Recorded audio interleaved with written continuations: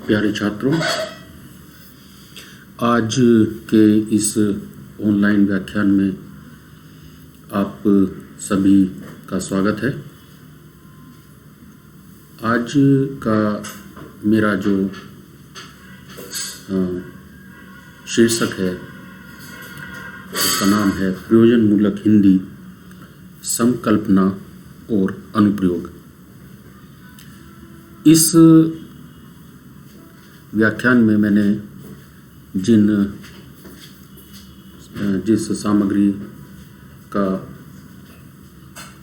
यहाँ पर प्रयोग किया है, पढ़ा है अथवा उनका सहयोग लिया है, उसमें बहुत ही महत्वपूर्ण पुस्तक के रूप में एक किताब है जिसका नाम है प्रयोजनमूलक हिंदी की नई भूमिका, जिसके लेखक हैं डॉक्टर कैलाश नाथ पांडे। इसके साथ ही मैंने इंटरनेट और विकिपीडिया पर जो उपलब्ध सामग्री है उसका भी यहाँ पर प्रयोग किया है, उसकी सहायता ली है। सबसे पहले अगर मैं बात करूँ प्रयोजनमूलक हिंदी सामान्य अर्थों में किसे कहते हैं, तो कह सकते हैं कि प्रयोजनमूलक हिंदी का आशय हिंदी के सर्वाधिक व्यावहारिक एवं संपर्क स्वरूप से है, जो जनमानस के अनुकूल और जन व्यवहार के लिए सर्वथा सक्षम है। प्रयोजनमूलक हिंदी को अंग्रेजी में फंक्शनल हिंदी कहा जाता है। हिंदी की पहचान साहित्य, कविता, कहानी तक ही सीमित नहीं है। आज वह ज्ञान विज्ञान की सोच को अभिव्यक्त करने का सक्षम समर्थ साधन भी बन चुकी है। इस प्रकार बहुआयामी प्रयोजनों की अभिव्यक्ति में सक्षम व्यावहारिक एवं प्रशासनिक हिंदी का स्वरूप ही प्रयोजनमूलक हिंदी है। एक दूसरे अर्थ में अगर कहा जाए तो कह सकते हैं कि कार्यालयों में प्रयुक्त होने वाली हिंदी ही प्रयोजनमूलक हिंदी है। इसका दूसरा नाम व्यावहारिक हिंदी भी है। डॉक्टर मोटेरू सत्यनारायण की मान्यता है कि जीवन की जरूरत की पूर्ति के लिए उपयोग में लाई जाने वाली हिंदी ही प्रयोजनमूलक हिंदी है। वहीं डॉक्टर बापूराव देसाई की मान्यता है साहित्यिक भाषा सिद्धांत प्रस्तुत करती है तो प्रयोजनमूलक हिंदी प्रत्यक्ष व्यवहार। डॉक्टर विनोद गोदरे के अनुसार जीवन जगत की विभिन्न आवश्यकताओं अथवा लोक व्यवहार, उच्च शिक्षा, तंत्र, जीविकोपार्जन आदि के लिए विशेष अभ्यास ज्ञान के द्वारा विशेष शब्दावली में विशेष अभिव्यक्त इकाइयों एवं संप्रेषण कौशल से समाज सापेक्ष व्यावहारिक प्रयोजनों की पूर्ति के लिए प्रयोग की जाने वाली विशेष भाषा प्रयुक्तियों को प्रयोजनमूलक हिंदी कहा जाता है। अगर हम बात करें प्रयोजनमूलक हिंदी का स्वरूप, प्रयुक्तियाँ एवं विकास के बारे में, तो हम कह सकते हैं कि मानव के सामाजिक जीवन के विभिन्न प्रयोजनों को संप्रेषित करने के लिए ही भाषा का उदय और विकास होता है। जैसा कि मैं पूर्व में भी अपनी एक वीडियो में भाषा की परिभाषा को बता चुका हूँ। भाषा मानव उच्चारण अवयवों से उच्चरित यादृच्छिक ध्वनि प्रतीकों की वह संरचनात्मक व्यवस्था होती है जिसके द्वारा समाज विशेष के लोग आपस में विचार विनिमय करते हैं। साथ ही लेखक, कवि या वक्ता रूप में अपने अनुभवों एवं भावों आदि को व्यक्त करते हैं। साथ ही अपने वैयक्तिक व्यक्तित्व एवं अस्मिता आदि के बारे में जाने अनजाने जानकारी देते हैं। Language may be defined as an arbitrary system of vocal symbols by means of which human beings as members of a social group or participants in culture interact and communicate. Language is an articulate, limited, organized sound employed in expression. भाषा दो मुख्य आयामों में यह कार्य करती है। एक सौंदर्य परक आयाम में और दूसरा प्रयोजन परक आयाम में। सौंदर्य परक आयाम में भाषा सर्जनात्मक होती है, जिसका विकास साहित्य की भाषा के रूप में होता है, जबकि प्रयोजन परक आयाम का संबंध सामाजिक आवश्यकताओं और जीवन की उस व्यवस्था से होता है जो व्यक्ति परक होकर भी समाज सापेक्ष होता है। प्रयोजनमूलक हिंदी के विविध रूपों का आधार उनका प्रयोग क्षेत्र होता है। भिन्न भिन्न कार्य क्षेत्रों के लिए जिन भाषा रूपों का प्रयोग किया जाता है उन्हें प्रयुक्ति कहा जाता है। वस्तुतः भाषा अपने आप में समरूपी होती है, परंतु प्रयोग में आने पर वह विषम रूपी बन जाती है। इन्हीं प्रयोगगत भेदों के कारण कई भाषा भेद दिखाई पड़ते हैं। प्रयोजनमूलक हिंदी जब कार्यालयों, विज्ञान, विधि, बैंक, व्यापार, जनसंचार आदि क्षेत्रों में प्रयुक्त होती है, तब उसमें कई भाषा भेद बन जाते हैं। कार्यालय हिंदी की शब्द संपदा और उसकी संरचना, जनसंचार की शब्द संपदा और उसकी संरचना में पर्याप्त भेद देखने को मिलता है। इस प्रकार प्रयोजनमूलक हिंदी, प्रयोजन परक विभिन्न भाषा रूपों की समन्वयामा प्रयोजनमूलक हिंदी का विकास भाषा विज्ञान, लिंग्विस्टिक्स की विशिष्ट शाखा अनुप्रयुक्त भाषा विज्ञान के रूप में होता है।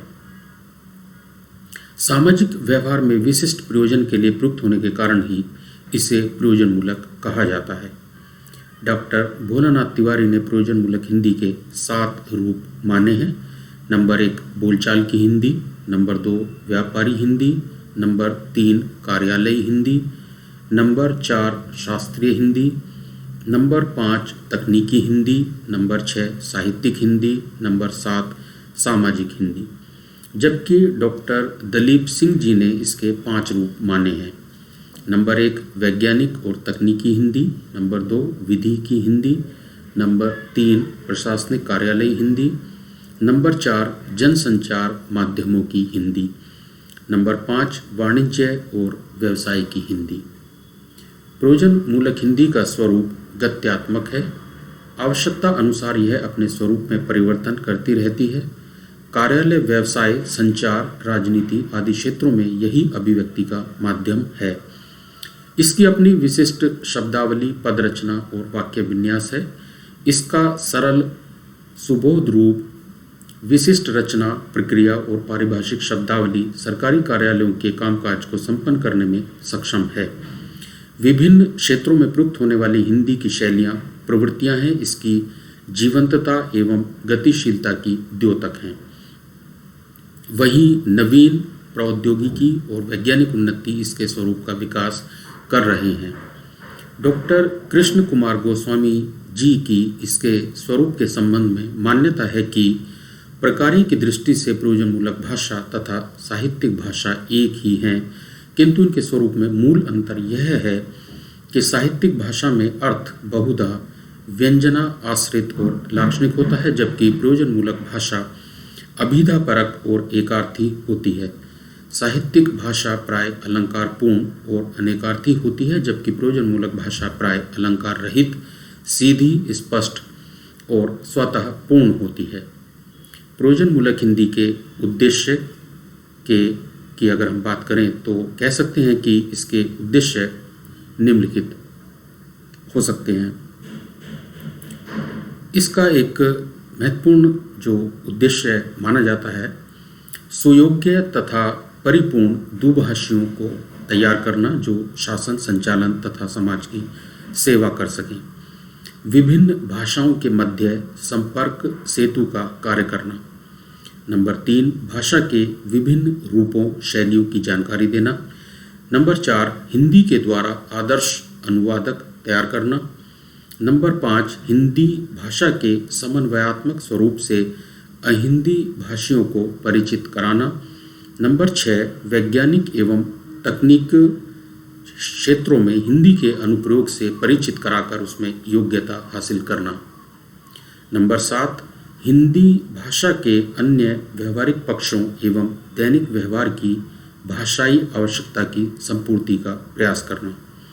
नंबर 8 साहित्य से इतर तथा व्यवहारिक क्षेत्रों में राजभाषा के उद्देश्यों को सफल करने के लिए निपुणता एवं कौशल को विकसित करना।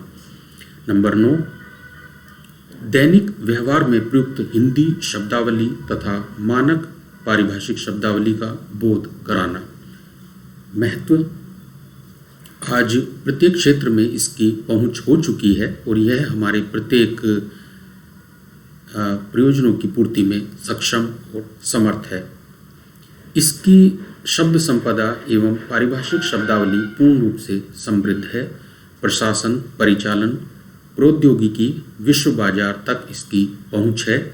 भाषा के मानक रूपों का विकास इसके महत्व को प्रतिपादित करता है।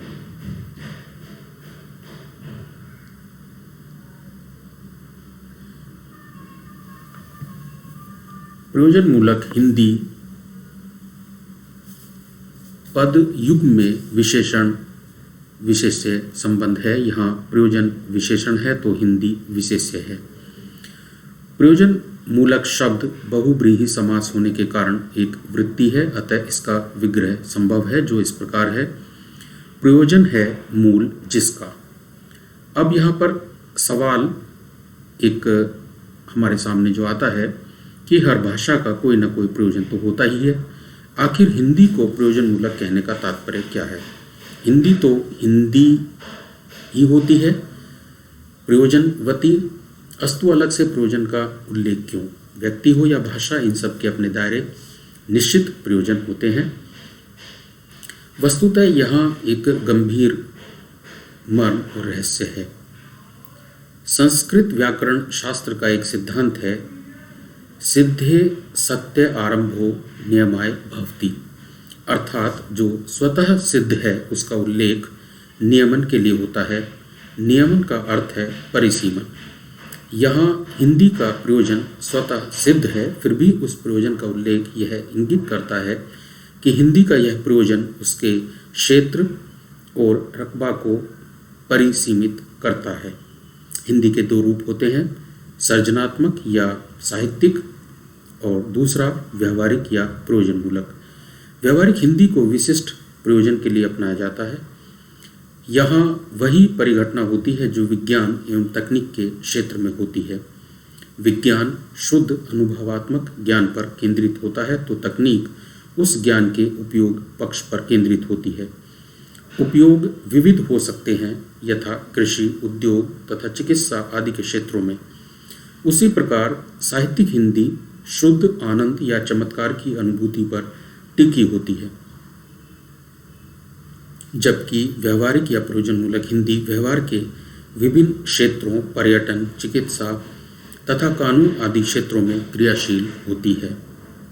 इन विशिष्ट क्षेत्रों के प्रयोजनों की सिद्धि के लिए अपनाए जाने के कारण हिंदी को प्रयोजन मूलक शब्द से अभिहित करते हैं। इस हिंदी की अलग अलग प्रयोजनों के लिए अपनी ही पारिभाषिक शब्दावलियाँ होती हैं, यथा सट्टा बाजार में लिवाली, बिकवाली जैसे शब्द साहित्यिक हिंदी में अलभ्य ही होते हैं, जबकि प्रयोजन मूलक हिंदी के लिए वित्तीय घाटा, संस्थागत, खुदरा मुद्रास्फीति, संवेदी सूचकांक, सामरिक नीति तथा तनाव, शैथिल्य आदि शब्द सुलभ और स्वाभाविक होते हैं। हिंदी की कोकजाया प्रयोजन मूलक हिंदी को हिंदी तथा अंग्रेजी में व्यवहारिक हिंदी, प्रयोजनी हिंदी, कामकाजी हिंदी, प्रयोजन परक हिंदी, प्रयोग परक हिंदी, प्रायोगिक हिंदी, फंक्शनल हिंदी, अप्लाइड हिंदी आदि विविध विशेषणों से नवाजा जाता है। समय समय पर गढ़े गए उक्त सभी नाम संभवतः एक दूसरे की विकल्पात्मक तलाश की ही उपज हैं, पर दुर्भाग्य से इन सभी नामों को लेकर विद्वानों में एक राय नामकरण के संदर्भ में आम सहमति का निश्चित पड़ाव दूर दूर तक दिखाई नहीं देता। स्वतः प्रयोजन मूलक और उसके विकल्प तथा पर्याय के रूप में रचे गए ये सभी नाम कई तरह की जिज्ञासा और कौतूहल तो पैदा करते ही हैं, दही के थक्के की तरह परत दर परत विवादों की जमीन पर भी कुंडली मारकर बैठे हुए हैं। कुल मिलाकर यह है कि इनमें से कोई भी नाम चुनौती विहीन न होकर कौतुक संपृक्त हैं। अतः ऐसी कश मकश की स्थिति में नामों के औचित्य पर आज गहरा बौद्धिक विमर्श और मंथन बहुत मौजूद बन गया है। बहरहाल अब यहाँ पर नामकरण से संबंधित कई अहम सवाल दरपेश हैं, जिनमें दो मुख्य हैं। अव्वल तो यह है कि प्रयोजन मूलक हिंदी की तर्ज पर क्या कभी आपने प्रयोजन मूलक उर्दू, प्रयोजन मूलक अंग्रेजी, प्रयोजन मूलक चीनी, प्रयोजन मूलक बांग्ला या प्रयोजन मूलक मराठी नाम सुना है? और दूसरा यह है कि हिंदी का कुछ हिस्सा यदि प्रयोजन मूलक या प्रयोजन सिद्ध है तो क्या इसका कोई भाषाई खंड या कुछ टुकड़ा निष्प्रयोजन, निष्क्रिय, निठल्ला या बांझ, बंजर तथा ऊसर भी है? लबोलुआब यह है कि नामकरण के सिलसिले में स्थिति बड़ी होच-पोच, विद्रूप और गड़मड़ है। अतः हमारे लिए यह बहुत जरूरी है कि विद्वानों की सम्मतियों और टिप्पणियों के आईने में नामकरण संबंधी उक्त सवालों की अनिश्चित धुंध और कुहासे को साफ किया जाए। अतः सबसे पहले अब हम हिंदी की इस नितांत ताजा, टटकी और कई संदर्भों में बेहद नई भाषिक संरचना के प्रयोजन मूलक और व्यवहारिक नामों पर विचार करेंगे। दरअसल हिंदी के इस स्वरूप के नामकरण पर विद्वानों में मत वैभिन्य, शिविरवादिता और खेमेबाजी है। कुछ लोग प्रयोजन मूलक हिंदी नाम के पक्षधर हैं तो कुछ लोग इसे नकारते हुए इसके काट और विकल्प के रूप में व्यवहारिक हिंदी नाम सुझाते हैं, जिन्हें निम्नवत क्रमशः इस प्रकार देखा जा सकता है। व्यवहारिक हिंदी नाम के पक्षधर। हिंदी में कई ऐसे विद्वान हैं जो हिंदी की इस नवीन भाषिक संरचना को व्यवहारिक हिंदी नाम से सुशोभित करते हैं। सुप्रसिद्ध भाषा चिंतक और वयोवृद्ध ललित निबंधकार स्वर्गीय डॉक्टर विद्यानिवास मिश्र इन्हीं में से एक हैं। प्रयोजन मूलक की तुलना में इसका व्यवहारिक नाम आप ज़्यादा उचित समझते हैं, अतः कहते हैं केंद्रीय हिंदी संस्थान ने प्रयोजन मूलक हिंदी का प्रश्न तो ठीक उठाया है, शब्द कुछ भ्रामक चाहे हो। वस्तुतः फंक्शनल के पर्याय के रूप में इसका मौजू नहीं है। फंक्शनल के व्यवहारिक अधिक समीप होता है। हिंदी के एक और कलमकार डॉक्टर रमा प्रसाद नायक भी व्यवहारिक हिंदी नाम के ही पक्ष में अपनी संस्तुति देते हैं। वे स्पष्ट करते हैं कि प्रयोजन मूलक शब्द पर उन्हें आपत्ति है। प्रयोजन मूलक विशेषण से ऐसा लगता है जैसे कोई ऐसी हिंदी भी है जिसे निष्प्रयोजन कारक कहा जा सकता है। संभवतः इस संदर्भ में व्यवहारिक शब्द का प्रयोग अधिक उपयुक्त हो। इधर हिंदी की एक अन्य विदुषी डॉक्टर श्रीमती टी दासवानी भी कहती हैं कि प्रयोजन मूलक हिंदी की प्रयोजन सिद्धि पर स्वयं स्पष्ट नहीं है। प्रयोजन से वस्तुतः तात्पर्य क्या है? भाषा प्रयोजन के अतिरिक्त होती ही क्या है? अगर प्रयोजन से मतलब किसी व्यवसाय सिद्धि में प्रयुक्त होने वाली भाषा से है तब बात कुछ समझ में आती है। प्रयोजन मूलक हिंदी नाम के पक्षधर। हिंदी विद्वानों का एक समूह ऐसा भी है जो व्यवहारिक हिंदी नाम को खारिज कर उसकी जगह प्रयोजन मूलक हिंदी शब्द का इस्तेमाल करता है। Doctor Nagendra, doctor Brajeshwar Verma, doctor Dangal Jhalte, doctor Vinod Godre, doctor Balendu Shekhar Tiwari प्रभृति विद्वान इन्हीं में से हैं। एक और जहां डॉक्टर नगेंद्र और डॉक्टर ब्रजेश्वर वर्मा डॉक्टर रमा प्रसाद नायक के व्यवहारिक हिंदी नामकरण के पक्ष में दिए गए तर्कों को खंडित और चटकाते हुए कहते हैं कि वस्तुतः प्रयोजन मूलक हिंदी के विपरीत अगर कोई हिंदी है तो वह निष्प्रयोजन मूलक नहीं वरन आनंद मूलक हिंदी है। आनंद व्यक्ति सापेक्ष है और प्रयोजन समाज सापेक्ष। आनंद स्वकेंद्रित होता है और प्रयोजन समाज की ओर इशारा करता है। हम आनंद मूलक हिंदी के विरोधी नहीं हैं। वहीं दूसरी ओर हिंदी के एक अन्य विद्वान डॉक्टर दंगल झाल्टे कहते हैं कि प्रयोजन मूलक हिंदी की अपनी विशिष्ट प्रयोजन परक तकनीकी शब्दावली तथा पदावली होती है जो सरकारी कार्यालय, मानविकी, तंत्र ज्ञान, विज्ञान, अंतरिक्ष विज्ञान तथा कंप्यूटर आदि सभी ज्ञान एवं विधा शाखाओं को सार्थक अभिव्यक्ति प्रदान करती है। अतः स्पष्ट है कि व्यवहारिक हिंदी की अपेक्षा प्रयोजन मूलक हिंदी अधिक प्रयोजनीय, तर्कसंगत, वैज्ञानिक तथा सार्थक मानी जा सकती है। इसीलिए उसकी व्याप्ति, अर्थवत्ता तथा मूल्यवत्ता स्वयं सिद्ध है। डॉक्टर विनोद गोदरे के प्रयोजन मूलक नाम के पक्ष में अपने कुछ अलग तर्क हैं। व्यवहारिक हिंदी नामकरण के साथ एक भ्रम यह भी जुड़ जाता है कि व्यवहारिक हिंदी का अर्थ ऐसी हिंदी से है जिसमें व्याकरण एवं सामाजिक आचरण के बजाय व्यवहारिक उपयोग पर अधिक बल दिया जाता है। व्यवहारिक हिंदी से तात्पर्य है दैनिक जीवन में कार्य साधन के लिए प्रयुक्त की जाने वाली हिंदी। ऐसी भाषा जिसकी संरचना में व्याकरण की अनिवार्यता के बजाय व्यावहारिक उपयोगिता अधिक हो। इसके विपरीत प्रयोजनमूलक भाषा में प्रशासन, संपर्क तथा संप्रेषण आवश्यक होता है और उसमें उच्चारित वाक्य प्रयोग से लेकर लिखित वाक्य तक व्याकरण सम्मत शुद्धता एवं सामाजिक भद्रता का आग्रह होता है। अतः व्यवहारिक हिंदी की तुलना में प्रयोजनमूलक हिंदी संबोधन अधिक संदर्भ संगत, अर्थगर्भित, लक्ष्यभेदी, स्पष्ट तथा सरल है। डॉक्टर बालेंदु शेखर तिवारी कहते हैं कि प्रयोजनमूलक भाषा शब्द का प्रचलन अंग्रेजी के फंक्शनल लैंग्वेज के पर्याय के रूप में स्वीकृत है, अर्थात यह ऐसी भाषा है जो विशिष्ट प्रयोजनों के लिए प्रयुक्त होती है।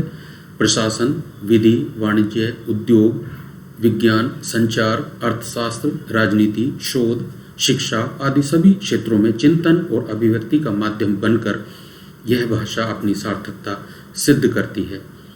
इसी तरह प्रयोजनमूलक हिंदी तथा व्यावहारिक हिंदी के लिए प्रयुक्त होने वाले अंग्रेजी शब्दों फंक्शनल तथा एप्लाइड पर भी खासा विवाद है। विद्वानों को उक्त दोनों अंग्रेजी शब्दों के हिंदी अनुवाद में काफ़ी फर्क दिखाई देता है।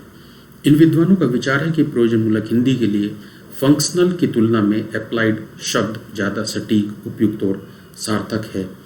प्रयोजनमूलक हिंदी संकल्पना के अंतर्गत प्रयोजनमूलक शब्द अंग्रेजी के फंक्शनल के पर्याय के रूप में प्रयुक्त किया जाता है। कोश ग्रंथों के अनुसार फंक्शनल से तात्पर्य है कार्यात्मक, क्रियाशील अथवा वृत्तिमूलक। अतः स्पष्ट है कि फंक्शनल शब्द से प्रयोजनमूलक या व्यावहारिक संकल्पना स्पष्ट नहीं हो पाती है। इसके विपरीत व्यावहारिक, प्रयुक्त, अनुप्रयुक्त अथवा प्रायोगिक प्रकारांतर से प्रयोजनमूलक संकल्पना को अंग्रेजी शब्द एप्लाइड सर्वाधिक सटीक और स्पष्ट करता है। अतः प्रयोजनमूलक हिंदी संकल्पना को अंग्रेजी के फंक्शनल हिंदी की बजाय एप्लाइड हिंदी के पर्याय के रूप में ग्रहण किया जाना सर्वथा उचित और अत्यधिक उपयोगी होगा। आज के इस व्याख्यान में मैं समझता हूँ कि हमें इसे थोड़ा थोड़ा करके ही समझना चाहिए। तो इसी को हम अपने दूसरे भाग में हम जारी रखेंगे और मैं आशा करूँगा कि आप बच्चों से पुनः कि आप, जैसा कि मैं अपने हर वीडियो व्याख्यान में कहता हूँ और कक्षा में भी कहता हूँ कि लिखना और पढ़ना बहुत आवश्यक है, अनिवार्य है। तो आप लिखने का और पढ़ने का अभ्यास निरंतर करते रहें। और आज मैं अपनी इस व्याख्यान को यहीं पर विराम देता हूँ। धन्यवाद।